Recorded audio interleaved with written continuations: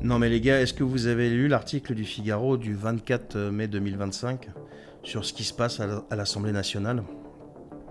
Sur les députés qui arrivent complètement éclatés, qui utilisent des substances illicites, interdites, qui s'atomisent la tronche avant de monter à la tribune? Ben ouais. Et ces gens-là sont supposés prendre des décisions, voter des lois. Ben oui, parce que dans un fonctionnement démocratique normal, ce sont les députés qui votent les lois. C'est pas que le 49-3, si tu veux. Bon, là, on est dans un fonctionnement anormal. Mais ouais, ils sont supposés quand même, ces gens-là, dans un fonctionnement normal, voter des lois pour, par exemple, l'âge de départ à la retraite. Pour aussi les budgets sécu, hôpital, etc. Tu vois. Donc ouais. Bah ouais. Et il y a des témoignages dans l'article du Figaro. Allez voir, hein, vous allez voir. Je peux pas citer le titre ici parce que le titre il sauterait.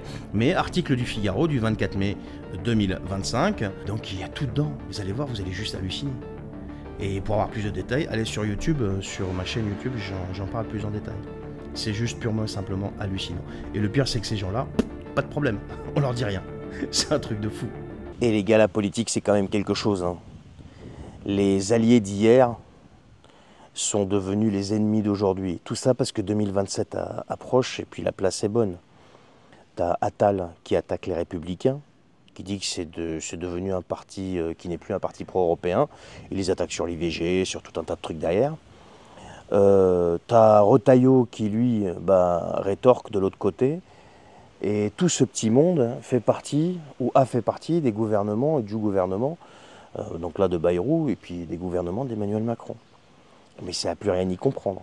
Les mecs, pendant les élections, te font un front républicain ensemble, bien soudés, contre le Rassemblement national. Et là, ils se tapent sur la tronche et ils se chamaillent comme des chiffonniers. C'est la politique, les gars, c'est la politique. Et vous croyez qu'avec ça, on va redresser le pays? Mais vous rêvez. Ben les gars, ça y est, c'est officiel. Le budget de l'État français est désormais sous surveillance, pas par les Français, hein, par le FMI et par Bruxelles. Ben ouais. Et notre Mac l'a accepté, pire encore, il l'a préparé. Alors c'est officiel, hein, je vous le lis, depuis l'adoption des nouvelles règles budgétaires de l'Union européenne depuis avril 2024, eh bien, chaque État membre doit faire valider ses budgets par la Commission européenne. Alors la source, vous pouvez la rechercher, Commission européenne, réforme du pacte de stabilité et communiqué du 26 avril 2024. Donc en clair, ça veut dire quoi? On ne peut plus dépenser un flèche sans qu'on ait la validation de Bruxelles. C'est ce qu'on dit depuis le début. C'est pas moi qui le dis, c'est la Commission européenne. Et comme les caisses sont vides, eh bien la France devra justifier chaque euro versé encore plus qu'avant. Et elle devra prouver qu'elle rembourse. Et si elle ne peut pas, elle sera accompagnée par le Fonds monétaire international. Vous savez ce que ça veut dire, accompagner dans ce langage-là? Ça veut dire la tutelle. Voilà. Heureusement qu'on avait le Mozart de la finance à la tête de ce pays pendant toutes ces années.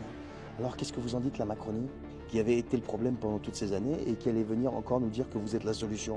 Madame Thévenot, vous en dites quoi là?